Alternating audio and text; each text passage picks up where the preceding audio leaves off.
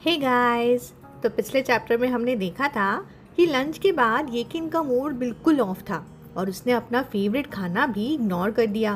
चेंगफाई ची को उसकी चिंता हुई, इसलिए उसने आइसक्रीम ले आया और उसे थोड़ा संभालने की कोशिश की।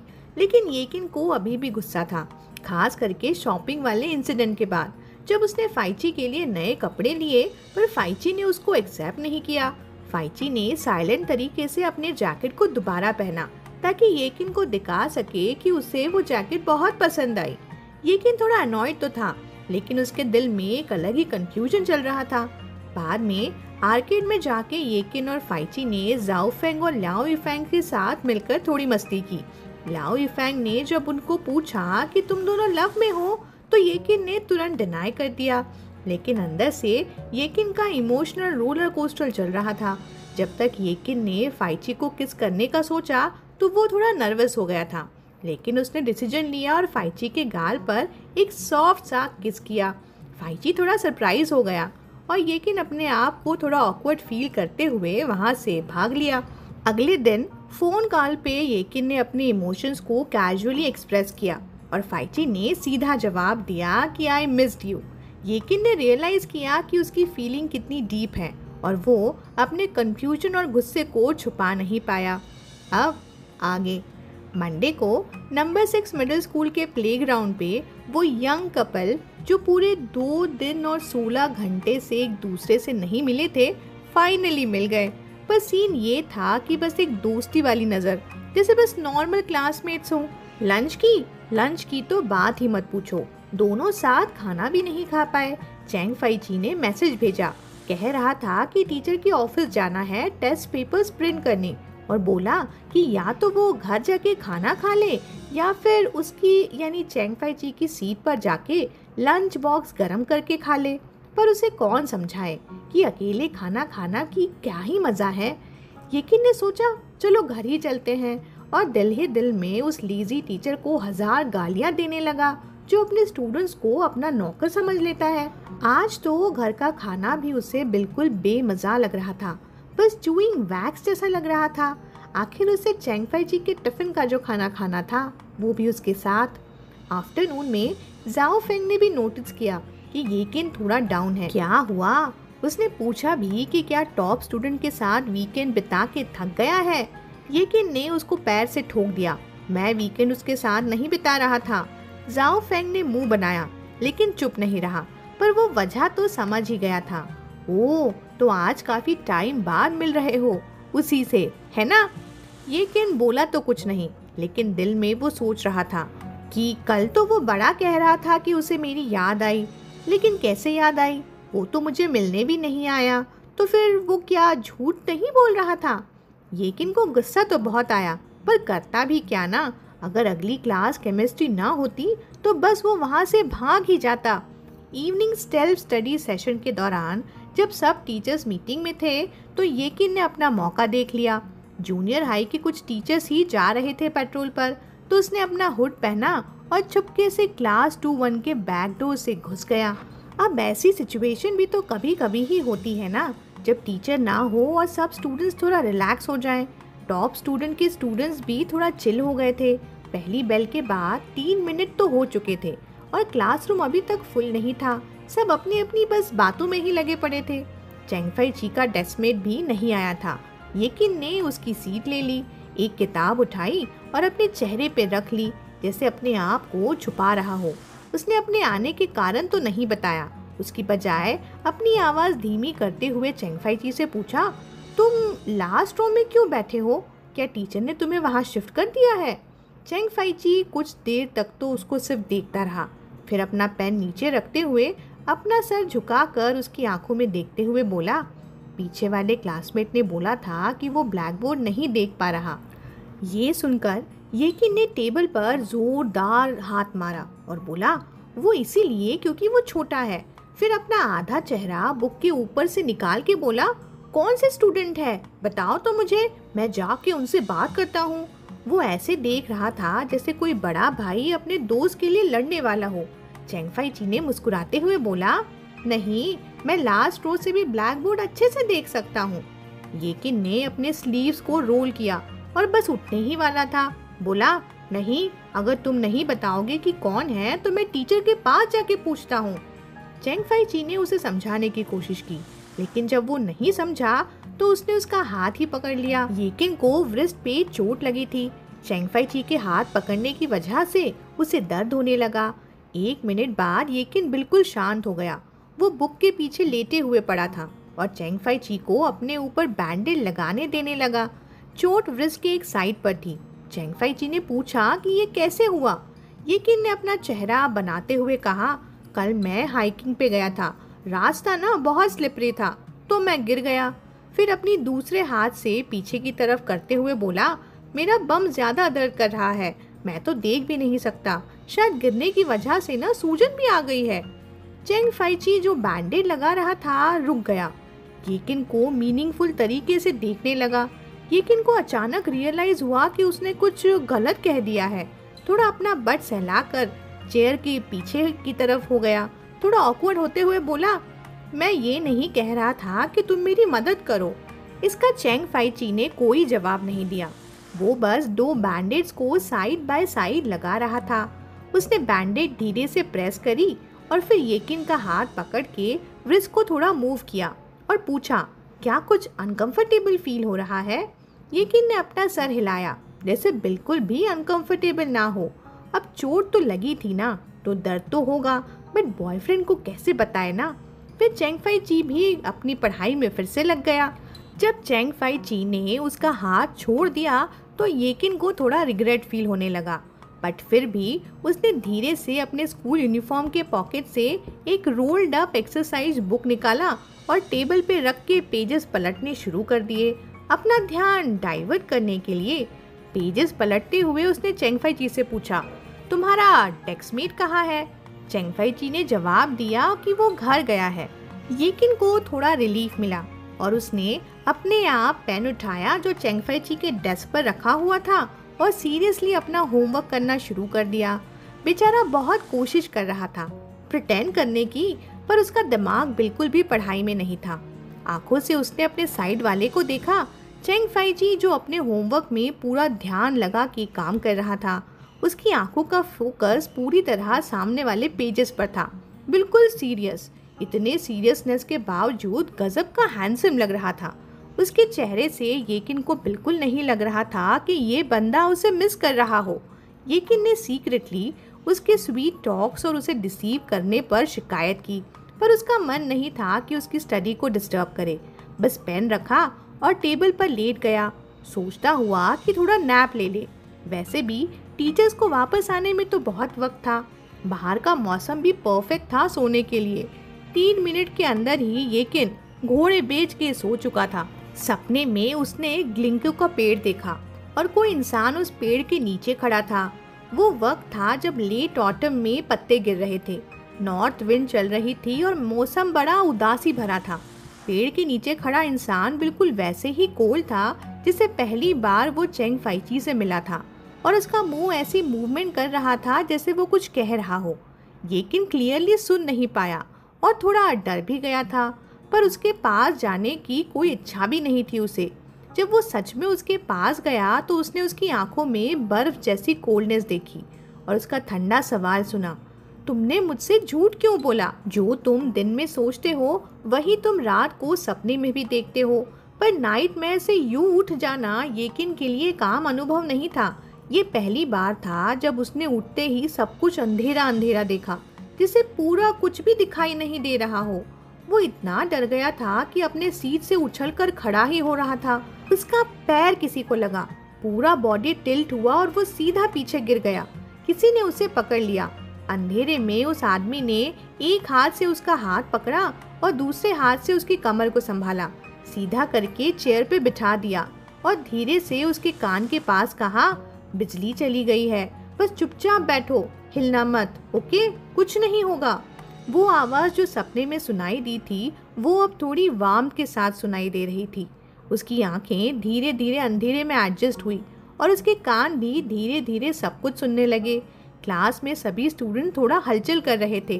कुछ लोग अपने फ़ोन की फ्लैशलाइट ऑन करके उसकी रोशनी से विंडो के बाहर देख रहे थे। क्लास 2-2 वाला बिल्डिंग भी पिच ब्लैक था। पूरा स्कूल का पावर आउट हो गया था। ये केन सीधा होकर तो बैठ गया था, पर उसकी पूरी बॉडी अभी भी थोड़ी स्टिफ थी। समझ नहीं आ रहा था कि वो नाइटमेयर से डर गया था या फिर गिरने का शौक लगा था। वो बस अपना मुंह खोल के कुछ देर तक सांस ले रहा था, पर एक लफ्ज भी नहीं निकल रहा था। चेंगफाई ची का हाथ जो उसके आर्म पकड़ा था अभी भी वैसा का वैसा था। उसने उसका व्रिस्ट पिंच किया और बोला, येकिन को जब ये रीअश्योरिंग आवाज सुनाई दी तो उसने बिना सोचे बस अपने आप को उसके गले लगा लिया, जैसे डूबा हुआ आदमी लाइफ बॉय को पकड़ लेता है। इससे चेंगफाई ची थोड़ा सरप्राइज हुआ, पर उसने येकिन को अपने गले लगने दिया और धीरे से पूछा, तुम्हें अंधेरे से डर लगता है क्या? येकिन उसके ऊपर एक कोला की तरह चिपक गया था। पहले तो उसने अपना सर हिला के नहीं कहा, फिर कुछ देर बाद पहले हाँ कहा, फिर ना कहा। चेंगफाई ची उसके इस कॉन्ट्राडिक्टरी बिहेवियर पे हंस पड़ा और उसका हाथ पीछे पीठ पर थपकी देते हुए बोला, डोंट वरी, कुछ नहीं होगा। येकिन को अपने पे शर्म तो आई। वो सच में डर गया था, पर सपने में जो देखा था वो भी चेंगफाई ची को नहीं बता पाया। थोड़ी देर बाद वो अपने आप को संभालते हुए पीछे हट गया, फिर इधर उधर देखा और पूछा, अभी तुमने मुझे क्या बुलाया था? इस वक्त क्लासरूम में काफी शोर था। क्लास 2-1 जो आमतौर पे सबसे ओबीडियंट और क्वाइट होती थी, अब पावर आउटेज का फायदा उठाते हुए अपनी असली नेचर दिखाने लग गई थी। सब बातें कर रहे थे और कोई गाना भी गा रहा था। कुछ लड़के बालकनी तक दौड़ के गए और अपने फोन की फ्लैशलाइट से अपोजिट बिल्डिंग के विंडोज पे रोशनी डाल रहे थे। अपने क्लासमेट से पढ़ाई का हाल भी पूछ रहे थे। दूसरी तरफ से कोई चिल्लाकर बोला, अगर तुमने होमवर्क नहीं किया तो क्या कॉपी करोगे? और सब लोग हंसने लग गए। इतने शोर शराबे के बीच चेंगफाई ची को येकिन की बात क्लियरली नहीं सुनाई दी। उसने अपना सर थोड़ा झुका के अपना पूरा कान दिखाया और पूछा, क्या? येकिन को उसका एक्सप्रेशन क्लियरली नहीं दिख रहा था अंधेरे की वजह से, पर उसे लगा जैसे वो इस पोज में किसके लिए पूछने वाला हो। अंधेरे में वैसे भी लोगों का हौसला कुछ ज्यादा ही बढ़ जाता है ना। येकिन ने एक गहरी सांस ली, आगे बढ़ा और उसके गाल पे चुपके से किस कर दिया। फिर मोमेंटम का फायदा उठाते हुए एक और डायरेक्ट सवाल पूछ लिया, तुमने मुझे ये रुआन क्यों बोला? कहाँ हूँ मैं इतना सॉफ्ट? येकिन को ये बात काफी गुस्सा दिला रही थी और उसने डिसाइड किया था कि आज ये सवाल वो पूछ के ही रहेगा। जैसे ही कहा जाता है, पहली बार नया नया होता है, दूसरी बार फैमिलियर। अब ये सडन किस अटैक क्योंकि दूसरी बार था, तो उसने ज्यादा देर तक चेंगफाई ची को कंफ्यूज नहीं रखा। उसकी आंखें अंधेरे में भी येकिन की घूरती हुई आंखों को देख पा रही थी। उसने अपने हाथ से येकिन का बायां हाथ पकड़ लिया, फिर अपने फिंगर टिप से उसके पाम पर टैप किया और कहा, ये सॉफ्ट है। दूसरे हाथ से येकिन के गाल को पिंच किया और कहा, ये भी सॉफ्ट है। येकिन को लगा कि उसको पीछे हट जाना चाहिए था, लेकिन उसकी बॉडी बिल्कुल भी उसका सुन नहीं रही थी और बिल्कुल भी मूव नहीं कर रही थी। जब चेंगफाई ची ने फिर से उसके पास आने की कोशिश की तो येकिन ने अपने आप को रोकने की कोशिश की, लेकिन फिर भी घबराहट में उसने जवाब दिया, ये सॉफ्ट नहीं है, येकिन तो बिल्कुल माउंटेन जैसा टफ है। जैसे ही उसने ये बोला, येकिन को रियलाइज हुआ कि जो उसने कहा वो बिल्कुल ही आउट ऑफ लाइन था और उसका चेहरा पूरा लाल हो गया। बात तो बोल दी गई थी, पर वो अभी भी भाग सकता था। येकिन ने बिना कुछ कहे चला गया, ये भूलते हुए कि उसका हाथ अभी भी चेंगफाई ची ने पकड़ा हुआ था। उसने कुछ बार कोशिश की अपना हाथ फ्री करने की, पर हर बार वो फेल हो गया। जब वो ऊपर देख के चेंगफाई ची से पूछने लगा कि अब क्या करना है, पर चेंगफाई ची का चेहरा इतना पास आ गया था और कुछ बोला ही नहीं था कि उसका मुंह बस सील हो गया। येकिन को लोगों से ज्यादा क्लोज रहने का बिल्कुल भी शौक नहीं था। उसकी माँ उसके कमरे में आने से पहले 3 बार दरवाजा नॉक करती थी। बचपन में भी जब रिलेटिव उससे मिलने आते थे, वो इतना क्यूट लगता था कि सब उसे हग और किस करना चाहते थे, पर वो उन्हें धक्का दे देता था और जोर जोर से रोता, जैसे आसमान टूट के गिर गया हो। उसके बाद से चाहे कितनी भी प्यारे मिडिल एज या एल्डरली लोग आए, पर वो सबसे दूर ही रहने लगा था। और ये था येकिन का पहला किस, हर सेंस में पहला। एक किस जिसके बारे में उसने कभी सोचा भी नहीं था कि कैसे बचना है। अब चेंगफाई ची, जो ऑब्वियसली इसमें थोड़ा एक्सपीरियंस कम था, इसलिए वो ज़्यादा टेंटेटिव था और किस पर भी उतना इंटेंस नहीं था। लेकिन फिर भी येकिन की पूरी बॉडी में एक नम फीलिंग ज़रूर आ गई थी। यंग लोगों का प्यार न सबसे ज़्यादा पैशनेट और विगरस होता है, इतना कि वो एक पल का इंतज़ार भी नहीं कर सकते। दोनों के मन में सेम थॉट्स थे, लेकिन उनके एक्सप्रेशन बिल्कुल अलग थी। येकिन ने किस के थ्रू जो कंफर्ट और लॉन्गिंग फील की थी वो सब अपने अंदर एब्जॉर्ब कर लिया। ऐसा लगा जैसे एक सेंचुरी गुजर गई हो, और फिर भी ऐसा लगा कि कुछ सेकंड ही गुजर गए हों। चेंग फाई ची ने उसी पल येकिन के लिप्स को छोड़ते हुए कहा, ये सबसे सॉफ्ट है। इस साल के मे एंड हॉलीडे पे ये फैमिली ने देश के एक छोटे से सदर्न आइलैंड पे ट्रिप जाने का डिसाइड किया। शुरू में येकिन को तो जाना नहीं था, पर इस बार ये जिंगशियान ने पहली बार पार्टिसिपेट किया था। उसने कुछ दिन पहले से ही अपना लगेज भी पैक कर लिया था, यहाँ तक कि फैमिली के हर मेंबर के लिए एक नया स्विम सूट भी खरीदा था। अपने ओल्ड मैन के पुराने हैबिट को देखते हुए, जो हर बिजनेस ट्रिप पे फ्लावर्स और गिफ्ट्स भेजता था, येकिन को लगा कि वो सिर्फ तब इतना अटेंटिव होता है जब उसने कुछ गलत काम किया हो। उसने सोचा कुछ तो फिशी है, और उसे लगा कि अगर वो नहीं गया तो मॉम को कुछ गलत ना हो जाए, इसलिए वो थोड़ा वरीड भी था। शुक्र था कि ओल्ड मैन इस बार काफी वेल बिहेव रहा। पिछले कुछ दिनों में उसने सबके साथ खाना भी खाया, पानी में खेला भी और मॉम के साथ शॉपिंग भी की। येकिन को तब थोड़ा रिलीफ मिला। अब उसे धूप में जाना तो बिल्कुल भी पसंद नहीं था, इसलिए वो होटल में ही रुक गया और चेंग फाई ची को वीचैट पे मैसेज भेजता रहा। अगर बात करने के लिए कुछ नहीं होता तो पुराने कुछ जोक्स ही भेज देता, मतलब एक दिन भी कांटेक्ट ना तोड़ा। येकिन ने पूछा, क्या तुम्हारे पास वाईफाई है? जब चेंग फाई ची ने कहा हाँ, तब येकिन ने उसे एक वीडियो कॉल किया। आधे मिनट बाद चेंग फाई ची ने अपना फोन उठाया। पहले सीलिंग दिखाई देने लगी, फिर वॉल और आखिरकार उसका चेहरा। येकिन ने देखा कि वो स्क्रीन को ऑब्जर्व करते हुए लीन कर रहा था और फिर अचानक अपना हाथ कैमरे से हटा दिया। चेंग फाई ची अपनी शक्ल देखकर थोड़ा डर सा गया, और जब उसने येकिन की हंसने की आवाज़ सुनी तो वो थोड़ा रिलैक्स हुआ और बोला, मैं तो डर ही गया था। हाँ, बस तुम्हें डराने के लिए ही किया था। येकिन ने हंसना थोड़ा रोकते हुए पूछा, क्या तुमने पहले कभी किसी के साथ वीडियो चैट नहीं की? नहीं, चेंग फाई ची चल रहा था, इसलिए पिक्चर थोड़ी शेकी थी। उसने अपना मास्क एक कान से निकाला और एम्प्लॉय लॉन्ज के दीवार पर क्लॉक देखते हुए बोला, तुमने खाना खाया? हाँ खाया।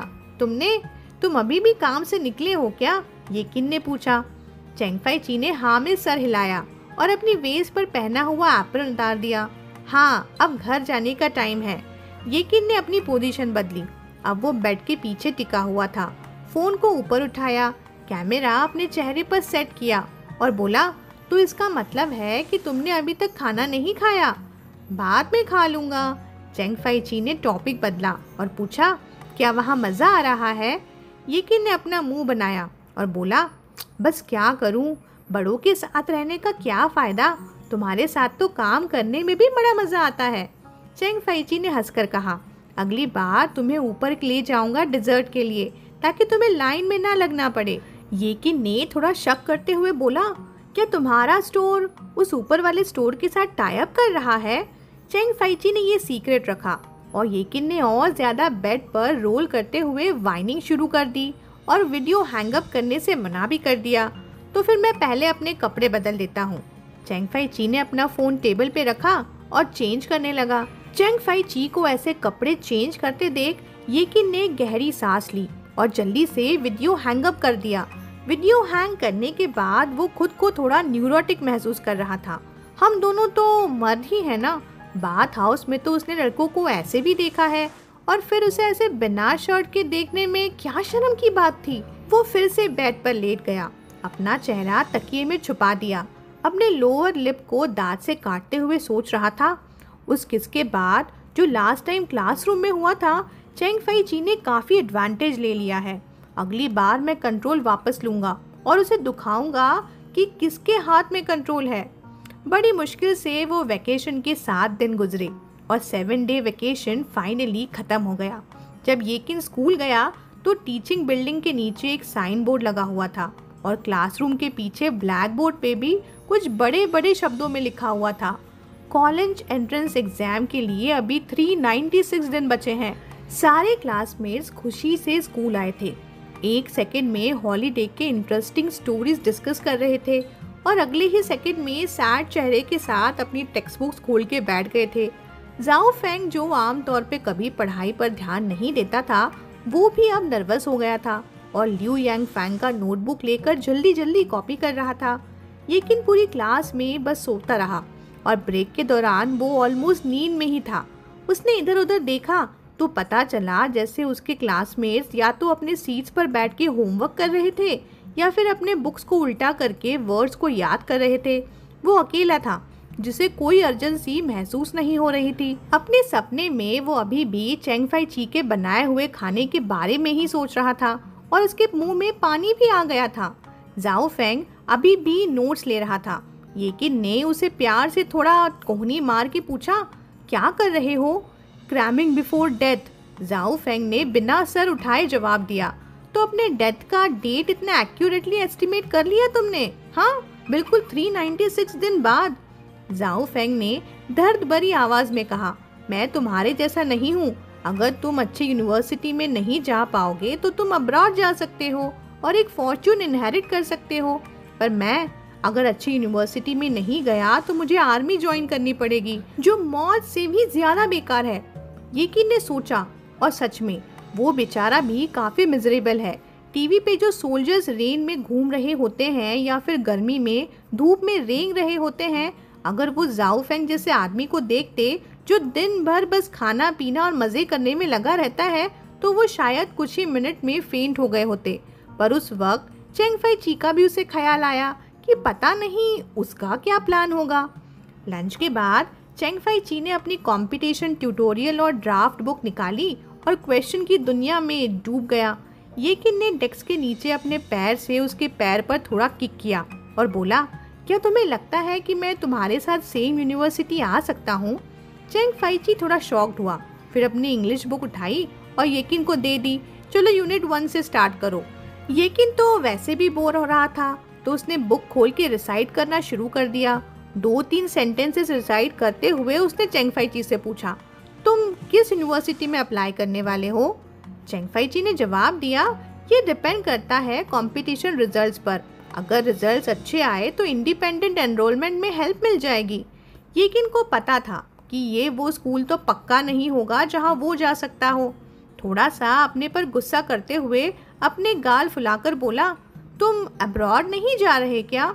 वो शुरू में कह रहा था कि वो इंटरनेशनल स्कूल जाएगा, पर चेंग फाई ची ने कहा, अभी तक तो ऐसा कोई प्लान नहीं है, बस वहाँ गया था अपना हॉरिजॉन ब्रॉडन करने के लिए, बस। येकिन ने सोचा जैसा एक्सपेक्ट किया था। उसका परिवार इतना गरीब है, वो चेंग फाई ची को अब्रॉड कैसे भेज सकते हैं ना? अगर ये जेंगशियान भी चाहे तो वो उसे भेज सकता है, पर अगर वो एक्सेप्ट ना करे तो वो भी कुछ भी नहीं कर सकता। चेंग फाई ची दिखने में जेंटल लगता है, पर असल में जैसे कि हर इंसान जो गरीब बैकग्राउंड से आता है, उनकी अपनी सेल्फ एस्टीम काफ़ी स्ट्रॉन्ग होती है। अगर ऐसा ना होता तो वो मेरी मदद लेने की बजाय अपनी मेहनत को ज़्यादा इम्पोर्टेंस नहीं देता ना। जब से दोनों साथ थे, येकिन ने ये बात सबसे ज़्यादा समझी थी। जब उसने सोचा कि ये जिंगशियान को चेंग फाई ची के हाथ से कई बार बेइज्जत किया गया होगा, तो उसे दिल में एक अजीब सी खुशी का एहसास हुआ।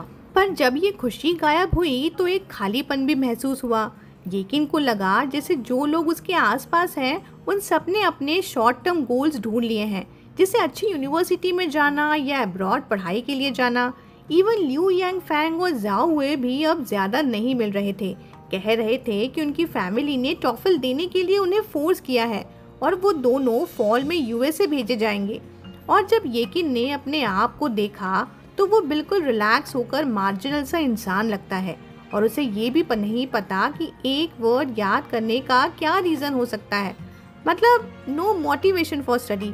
बाहर धूप जोरदार थी और वो सोने की फीलिंग महसूस कर रहा था। येकिन अपने बुक पे अपने सर को रख के चेंग फाई ची के नोट्स को देखते हुए उसके लिखे हुए वर्ड्स के पास पोकिंग कर रहा था। जब वो नींद के करीब ही था तब उसने चेंग फाई ची की आवाज़ सुनी, क्या तुम सच में मेरे साथ सेम यूनिवर्सिटी जाना चाहते हो? जो उसके मन में आया उसने वो बस कह दिया, उसने आज की थोड़ी सी नींद के बाद आंखें झपकाते हुए कहा, ऑफ कोर्स मैं जाना चाहता हूँ। चेंग फाइची थोड़ा शॉक हुआ, फिर अपनी इंग्लिश बुक उठाई और येकिन को दे दी। चलो यूनिट 1 से लेकर यूनिट 5 तक के वर्ड से शुरू करते हैं। अब जो एक बार कह दिया वो वापस नहीं लिया जा सकता ना। और बस 1 महीने के अंदर ही येकिन को अपने ही शब्दों पर अफसोस हो रहा था। पहले लॉन्ग ब्रेक उसके लिए गेम्स खेलने का टाइम होता था, पर अब वो एक स्टडी और कम्युनिकेशन का टाइम बन गया था। चेंग फाइची मंडेज, वेडनेसडे और फ्राइडे को 2 क्लासेस के बाद क्लास 2 के डोर पर आता था और येकिन के लिए लॉलीपॉप्स के साथ एक छोटा सा टेस्ट पेपर भी लाता था जो उसने खुद बनाया होता था। सारे क्वेश्चंस येकिन के होमवर्क और एक्सरसाइजेस बुक से ही होते थे। चेंग फाइची उसे ये ज़रूरी कर देता था कि येकिन को ये टेस्ट पेपर स्कूल ख़त्म होने के पहले ही कंप्लीट करना है और उसे चेक कराने के लिए भी लेकर आना है। कहते हैं ना, जब मज़ा कर रहे हो तब वक्त कैसे निकल जाता है। बिल्कुल वैसे ही तब होता है जब आप पढ़ाई में पूरा फोकस हो। इवनिंग सेल्फ स्टडी के बाद चेंग फाइची नंबर 6 मिडिल स्कूल के पार्किंग लॉट में स्ट्रीट लाइट के नीचे टेस्ट पेपर चेक कर रहा था। आज भी वो दोनों लास्ट में स्कूल से निकले। साइकिल पर कुछ देर बैठने के बाद येकिन ने उतरने का कहा और चलने लग गया। जून तो अब दूर था, लेकिन कैपिटल में हवा में गर्मी का एहसास होने लग गया था। आज तो स्कूल के लगभग सारे स्टूडेंट ने अपने समर यूनिफॉर्म पहन लिए थे। चेंग फाइची भी इससे अलग नहीं था। उसके शॉर्ट स्लीव शर्ट के 2 बटन्स खुले हुए थे और कॉलर नीटली सेट था। सबसे नोटिसेबल चीज उसकी बॉडी में शायद उसके शर्ट का हेम था, जो येकिन ने साइकिल में बैठे हुए थोड़ा व्रिंकल कर दिया था। येकिन को ये देखा नहीं गया। उसने हाथ में काफी खुजली हो रही थी और उसने थोड़ा खींचकर व्रिंकल्स को स्मूथ किया। फिर वो धीरे से उससे डिस्कस करता हुआ बोला, वो क्या है, क्या तुम कल इंग्लिश का पैसेज कल चेक कर दोगे? मेरे पास आज केमिस्ट्री का ज़्यादा होमवर्क था और मैं अच्छे से याद नहीं कर पाया। चेंग फाइची ने अपना सर थोड़ा झुका के उसे देखते हुए बोला, नहीं। येकिन का मन किया कि वो कैसे भी रो दे, पर आंखों में आंसू भी नहीं आ रहे थे। चेंग फाइची ने जो छोटे टेस्ट पेपर दिए थे, उनके अलावा वो हर दिन उससे 400 वर्ड का इंग्लिश ऐसे लिखने को भी कह रहा था। कहता था ज़्यादा मेमोराइजेशन से लैंग्वेज का सेंस डेवलप होगा और वोकैबुलरी भी बढ़ेगी, और स्कूल के बाद वो चेक भी करता था। पर बात जब पढ़ाई की आती थी तो चेंग फाइची के शब्दों में कभी भी कोई पर्सनल फीलिंग्स नहीं होती थी। चाहे येकिन कितना भी स्पॉइल्ड हो, कुछ नहीं होता।